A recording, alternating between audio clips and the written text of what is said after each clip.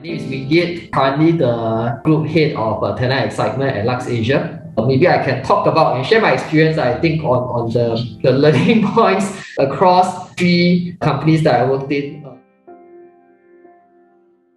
Nearly 10 years ago, it was just starting as the first integrated resort. It was a very exciting place to be in. You have 13,000 people working under one company, but you have people who straddle many different industries. So actually, it's many different sectors in one roof. Right, you have casinos, you have hotels, you have restaurants, F&B. I was in the planning team then, and the responsibility then was to draw up policies, processes that will be relevant across the board. We also need to look at how we can create a common identity across so many different business units. The absolute selling point was the diversity that we talked about when you join Resorts World. You are not limited to a particular career path. You can transit across many different sectors and still remain in one company. Who else in Singapore or in which company can afford you that opportunity, right? You can start in casino, and if you think that you want to explore opportunity in a hotel or F&B, or even working in a park like Universal Studios, there is that possibility. I think the other part about building policies and processes, we needed to find something that was equally, that allows sufficient flexibility for differentiation for the different groups, and yet was consistently applied across the whole organization. So things like performance appraisal, disciplinary framework, you can imagine from dealing with entertainers versus dealing with park operations versus dealing with people in casino. The challenge then was put together a coherent set of policies that applied equally to everyone, but yet also still have that room for flexibility to consider. My learning point from that journey was really consultation plays a large part, and actually really HR policies development does not happen in a vacuum. We are not isolated. It doesn't, you shouldn't sit in your ivory tower.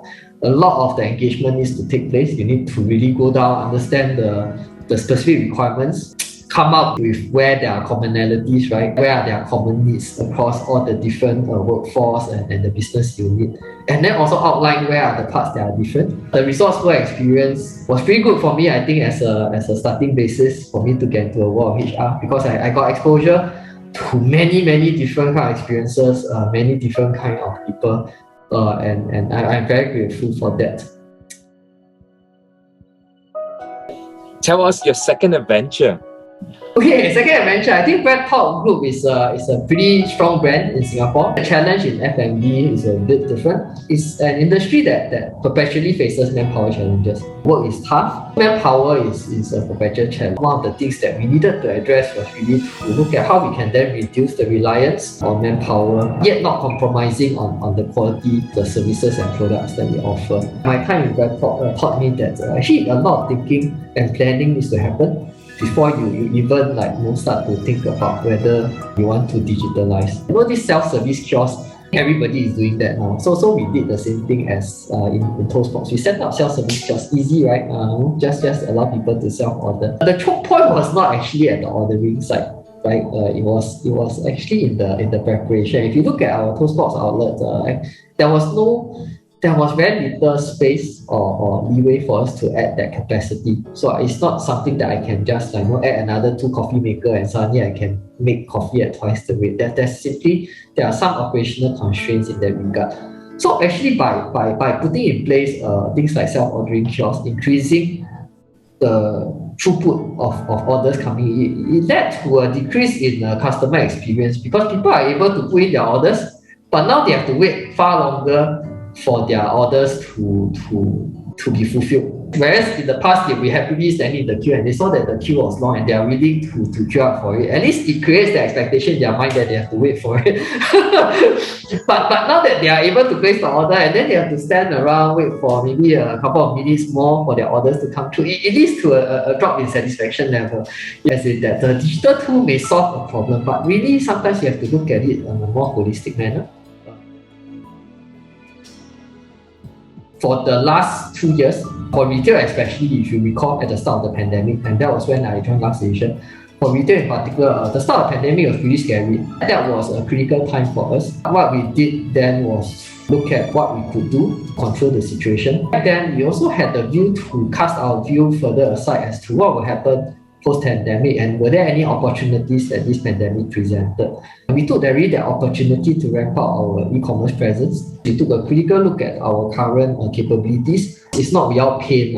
When you do a restructuring, definitely there are people who will be displaced. So have to do a lot of communication to explain why certain moves have to be made. It was really a transformation in terms of the business focus as well as the way we are going to conduct our business going forward.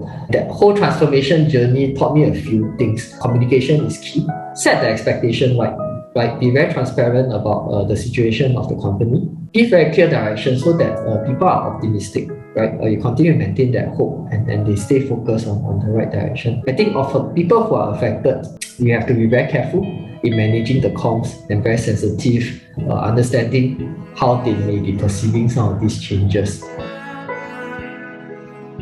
The first adventure with Resort World, you talk about getting the feedback, getting the diversity of minds and consolidating and finding the common grounds. And on the second adventure, you talk about the system. Other than human's brain, you talk about system brain.